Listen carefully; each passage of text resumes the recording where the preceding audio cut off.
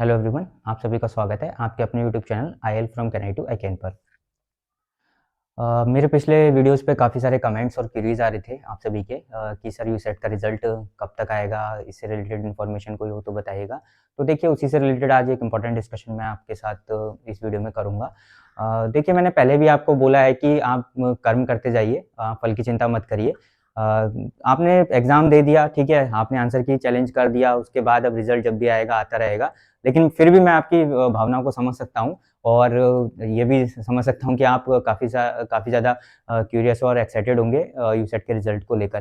देखिए, तो इसमें क्या है कि अगर सब कुछ ठीक रहा, तो ये मान के चलिए कि फरवरी के लास्ट तक, यानी फरवरी 2024 के लास्ट तक यूसेट का रिजल्ट डिक्लेयर हो जाएगा, ठीक है? ये होने की पूरी संभावना है, ठीक है? बशर्ते कोई कोर्ट केस वगैरह ना हो या और कोई इश्यू ना फँसे इसमें। एक्चुअल में होता क्या है कि कोई कोर्ट केस फंस गया या फिर कोई और इशू आ गया, तो रिजल्ट में काफ़ी सारा मतलब कब तक वो सॉल्व होगा, रिजॉल्व होगा केस, ये हम कह नहीं सकते, तो फिर रिजल्ट डिले हो जाता है। अब इसमें काफ़ी सारे कैंडिडेट्स क्या कह रहे हैं कि पिछली बार जब एग्जाम हुआ था तो 3 महीने लग गए थे, 4 महीने लग गए थे, ठीक है? देखिए, पिछली बार काफ़ी सारी चीज़ें अलग थी। हर बार जब भी एग्जाम होता है तो उसका एक नया पैटर्न होता है, और ये अगर हर साल हो रहा होता तो आप एक बार को कंपेयर भी कर सकते थे कि पिछले साल ऐसा हुआ। अब 6 साल के बाद अभी हो रहा है, ठीक है, एग्जाम, तो अब उसके बाद हम क्या कंपेयर कर सकते हैं कि 6 साल पुरानी बात के लिए। तो उससे आप बिल्कुल निश्चिंत रहिए कि पहले 3 महीने में आया, 2 महीने में आया, वो एक अलग इशू है। अभी ये मान के चलिए कि फरवरी के लास्ट तक रिजल्ट आने की पूरी संभावना है। और ये मैं आपको फिर से बता दे रहा हूँ कि ये संभावना मात्र है। हो सकता है उससे पहले भी आ जाए और हो सकता है कि उसके बाद भी आए, क्योंकि देखिए, आंसर की चैलेंज का जो पूरा प्रोसेस है वो यूनिवर्सिटी जो यूसेट की एजेंसी है, ठीक है, जो बेसिकली कुमाऊं यूनिवर्सिटी इसको कंडक्ट करा रही है, ठीक है, तो वो पूरा प्रोसेस उन्होंने कंप्लीट कर लिया है। अब उसके बाद वो जब भी होगा वो रिजल्ट डिक्लेयर होगा, अगर कोई इशू नहीं फंसता है तो। लेकिन मेन आज की जो वीडियो मैं आपके सामने लेके आया हूँ, उसमें मेन टॉपिक मेरा ये नहीं है कि रिजल्ट कब आएगा और क्या उसकी एग्जैक्ट डेट होगी, बल्कि मैं आपके साथ एक इंपॉर्टेंट डिस्कशन करने के लिए आया हूँ, ठीक है? वो ये है कि आपको रिजल्ट आने से पहले कुछ तैयारी रखनी है। ये बात आप बहुत अच्छे से समझ लीजिए, क्योंकि अगर आपने अभी इन चीजों को नहीं समझा तो हो सकता है कि रिजल्ट आने के बाद आपको प्रॉब्लम क्रिएट हो। तो वो चीज क्या है, देखिए, आपको क्या करना है कि अभी आपको आपका जो भी बन रहा होगा, आपका स्कोर बन रहा होगा, आप सबने देखा होगा, क्वालिफाइड अगर आप हैं उसमें, ठीक है, आपने के जो मार्क्स हैं वो 40% से ऊपर हैं, जो क्वालिफाइंग क्राइटेरिया है, या कैटेगरी में आपके 35% से ऊपर है, तो उन सभी के लिए जो जो क्वालिफाइड क्राइटेरिया को फुलफिल कर रहे हैं, वो सभी जो मैं आपको आज बातें बता रहा हूँ उससे रिलेटेड आप अपने डॉक्यूमेंट्स को रेडी जरूर कीजिएगा, ठीक है, ताकि आपको फ्यूचर में प्रॉब्लम ना हो। ये बहुत इंपॉर्टेंट इशू है, ठीक है, तो इसको अच्छे से समझ लीजिएगा। हाँ, और काफ़ी सारे कमेंट्स ये भी आ रहे थे कि कट ऑफ क्या होगी। देखिए, कट ऑफ वगैरह प्रेडिक्ट नहीं किया जा सकता, और ये लेकिन मैं आपको इतना जरूर बता सकता हूँ कि पहले से आप कंपेयर मत करिए, इस बार आपको ड्रास्टिक चेंजेस नजर आएंगे हर सब्जेक्ट की कट ऑफ में। स्पेशली कुछ सब्जेक्ट में तो काफी ज्यादा ड्रास्टिक चेंजेस आपको नजर आने वाले हैं।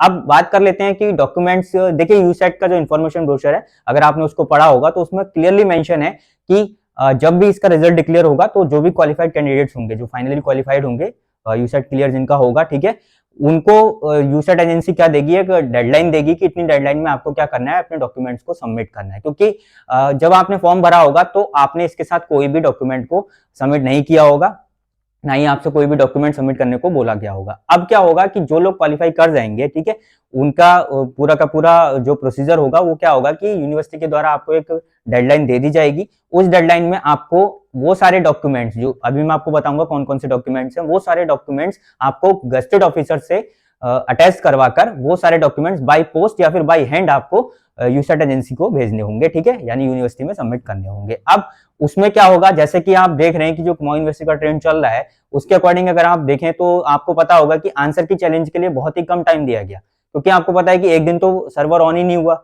और 3 ही दिन का उन्होंने टाइम दिया था, तो उस 3 दिन में से एक दिन तो वैसे ही बर्बाद हो गया था स्टूडेंट्स का।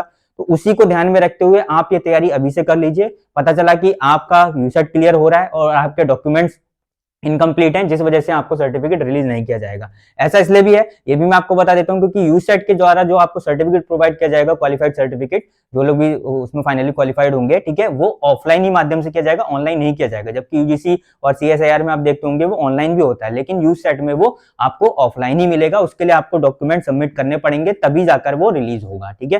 तो ये बात आप बहुत अच्छे से समझ लीजिए कि आपको वो डॉक्यूमेंट्स बिल्कुल जो भी उनके प्रिस्क्राइब फॉर्मेट्स हैं, ठीक है, और जो जो रूल्स रेगुलेशन के अकॉर्डिंग उन्होंने मांगे हैं, वही आपको वहां पर भेजने हैं। और वो सारे के सारे डॉक्यूमेंट्स आपके गजेटेड ऑफिसर से क्या होने चाहिए, अटैच होने चाहिए। अब वो कौन कौन से डॉक्यूमेंट्स हैं, ठीक है, ये आपको समझना बहुत जरूरी है। देखिए मैं पहले ही बता दे रहा हूँ कि रिजल्ट आने के बाद पूरी संभावना ये है कि आपको बहुत कम टाइम मिलेगा उन डॉक्यूमेंट्स को वहां पर सबमिट करने के लिए। तो बाद में आप परेशान हो तो अभी आप क्या करिए, आप उन डॉक्यूमेंट्स को प्रिपेयर करके रखिए। जो भी भले आपका सिलेक्शन हो, डॉक्यूमेंट्स ऐसा कोई नहीं कि कोई स्पेशल काम आपको करना है, बस आप थोड़ा अलर्ट मोड में रहिए, ठीक है। अब उसमें जो जो डॉक्यूमेंट्स है वो क्या है, सबसे पहले तो आपका जो एप्लीकेशन फॉर्म, जो आपने फॉर्म भरा होगा उसका प्रिंट आउट, उसको संभाल के रखिए। आपने निकाला होगा, नहीं निकाला तो निकाल के रख लीजिए, ठीक है। दूसरा, उसमें आपने जो पेमेंट किया होगा तो पेमेंट की स्लिप होगी या चालान नंबर जिसमें मेंशन होगा, ठीक है, वो आपको एक कॉपी उसकी रखनी है। दो तो ये डॉक्यूमेंट्स हो गए। इसके अलावा आपकी पीजी की फाइनल ईयर की मार्कशीट और पीजी की एक्चुअल में जितना भी आपका फर्स्ट ईयर सेकंड ईयर या सेमेस्टर सिस्टम होगा तो सारे सेमेस्टर की मार्कशीट आपके पास होनी चाहिए। और यहाँ पर मैं एक चीज ये भी बता दूं कि जो लोग एपियरिंग में होंगे, ठीक है, एपियरिंग वाले कैंडिडेट्स को क्या करना है, एपियरिंग वाले कैंडिडेट्स इस बात का विशेष रूप से ध्यान रखें कि अगर आपका यूसेट क्वालिफाई हो जाता है, ठीक है, तो अभी सर्टिफिकेट आपको रिलीज नहीं किया जाएगा जब तक आपका फाइनल ईयर कंप्लीट नहीं होगा या फाइनल आपकी पीजी नहीं होगी, ठीक है। तो आपको क्या करना होगा, जैसे रिजल्ट आएगा आप उनको एक एप्लीकेशन लिखेंगे। एक एप्लीकेशन में आप ये बताएंगे कि आप एपियरिंग कंडीशन में है और आपका जो रिजल्ट है वो होल्ड रखा जाए।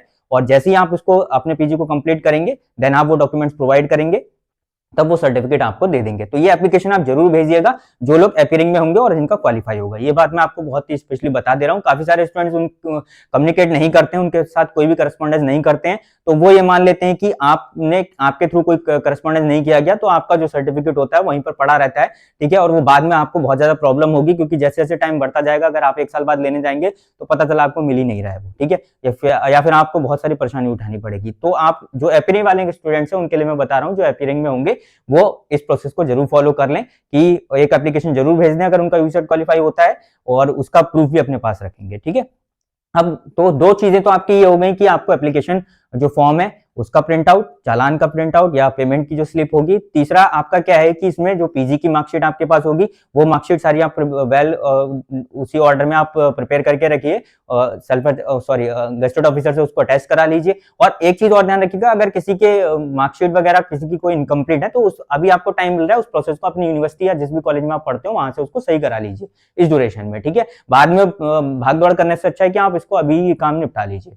और इसमें और एक और बात है कि अगर किसी के नेम में मिसमैच है, नेम में मिसमैच से रिलेटेड आपने एफिडेविट जो भी देना होगा, या काफी सारे ऐसे फीमेल कैंडिडेट्स होंगे जिनका मैरिज से पहले कुछ नाम होगा और मैरिज के बाद कुछ और हो गया होगा, तो वो भी इस संबंध में अगर उन्होंने अपने नाम को चेंज किया है तो उनके मैरिज सर्टिफिकेट पे जो नाम होगा वो भी वहां पर प्रोवाइड जरूर करें। तो तीसरा डॉक्यूमेंट आपका ये हो गया। अब इसके बाद आपको क्या करना है कि अगर आप उत्तराखंड स्टेट से बिलोंग करते हैं, आपके पास डोमिसाइल है, देन डोमिसाइल आपको अपना प्रिपेयर रखना है। जो उत्तराखंड गवर्नमेंट का जो मैनुअल है, जो उसके अकॉर्डिंग जो प्रिस्क्राइब फॉर्मेट है, उसी प्रिस्क्राइब फॉर्मेट में आपका डोमिसाइल होना चाहिए, स्थायी निवास प्रमाण पत्र होना चाहिए।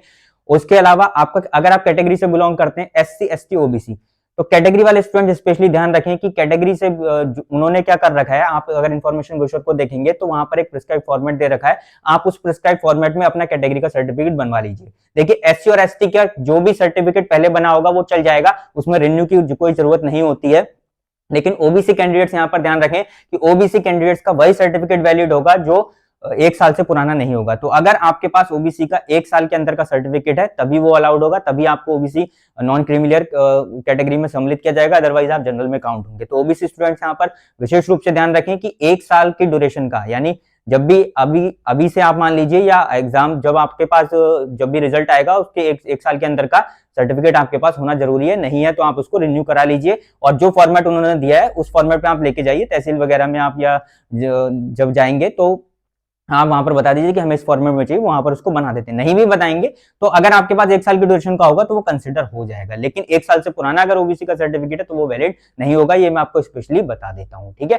तो अगर आपको वो मना करते हैं कि अभी नहीं बनेगा तो आप एक सिंपल उनसे ये ले सकते हैं, एक लेटर ले सकते हैं जिसमें ये लिखा होगा कि आपका ये सर्टिफिकेट इतने इतने को बना है और ये आज की डेट में वैलिड है। आप ये भी कर सकते हैं कि अगर वो ये प्रमाणित करके दे दें कि आज की डेट में आपका सर्टिफिकेट वैलिड है, आपको रिन्यू नहीं कर रहे हैं, खाली ये प्रमाण पत्र मिल जाए एसडीएम के थ्रू या तहसीलदार के माध्यम से, उसके साइन होके, ठीक है, ऑनलाइन रूप से या वैसे भी, तो वो कंसिडर हो जाएगा। ये बात आप ध्यान रखिएगा। लेकिन आपके पास अगर 1 साल का बिल्कुल प्रिस्क्राइब फॉर्मेट में सर्टिफिकेट है तो वेल एंड गुड है ही, ठीक है। दूसरा इसमें क्या है कि जो फिजिकली हैंडीकैप कैटेगरी के होंगे उनका मेडिकल सर्टिफिकेट भी वहां पर आपको सबमिट करना पड़ेगा, तो वो भी अपना रिसेंटली मेडिकल सर्टिफिकेट जरूर बनवा लें और उसको वहां पर भेजेंगे, ठीक है। तो ये और SC/ST कैंडिडेट्स को रिन्यू कराने की जरूरत नहीं है, उनका 2 साल पुराना हो, 3 साल पुराना हो, 4 साल, 10 साल पुराना भी हो, उसमें कोई ऐसा इशू नहीं है। ओबीसी कैंडिडेट्स के लिए 1 साल की ड्यूरेशन का रेस्ट्रिक्शन वहां पर रखा गया है। तो ये बातें आपको ध्यान में रखनी है। तो ये सारी चीजें आपको, और हाँ, स्पेशली ईडब्ल्यूएस, अब अगर आपने ईडब्ल्यूएस कैटेगरी में क्लेम किया है फॉर्म के टाइम पर, तो आपको जो ईडब्ल्यूएस का सर्टिफिकेट लगाना है वो भी विद इन 1 ईयर का ही लगाना होगा, 1 साल की, यानी 1 साल से पुराना आपका सर्टिफिकेट नहीं होना चाहिए, ठीक है। ये भी ईडब्ल्यूएस कैंडिडेट्स भी इस बात को विशेष रूप से ध्यान रखें कि उनका सर्टिफिकेट ईडब्ल्यूएस का तभी वैलिड होगा जब वो 1 साल के पीरियड के अंदर का होगा। तो ये सारे डॉक्यूमेंटेशन आपको बिल्कुल प्रॉपर ऑर्डर में एक आप फाइल बना के रख लीजिए, और उसको किसी भी गस्टेड ऑफिसर से आप इसको अटैच भी करवा के रख लीजिए, क्योंकि जैसे रिजल्ट आएगा उसके बाद ये डॉक्यूमेंटेशन के लिए आपको टाइम बहुत ही कम टाइम दिया जाएगा। आपको डॉक्यूमेंट फिर बाई पोस्ट भी भेजने होंगे, या फिर आप नैनीताल जाके जमा करें। तो जो लोग पास में वो तो कर सकते हैं, लेकिन जो लोग दूर होंगे वो बाई पोस्ट ही भेजेंगे, तो पोस्ट में भी टाइम आपका लगता है। तो इसीलिए आप भाग दौड़ करेंगे डॉक्यूमेंट्स के लिए, वो ज्यादा अच्छा नहीं रहेगा। तो अभी आपके पास टाइम है, तो आप ये सारे डॉक्यूमेंट्स बिल्कुल तैयार करके रखिए। बाकी रिजल्ट जब आएगा वो आ ही जाएगा, आपको पता चल ही जाएगा, ठीक है।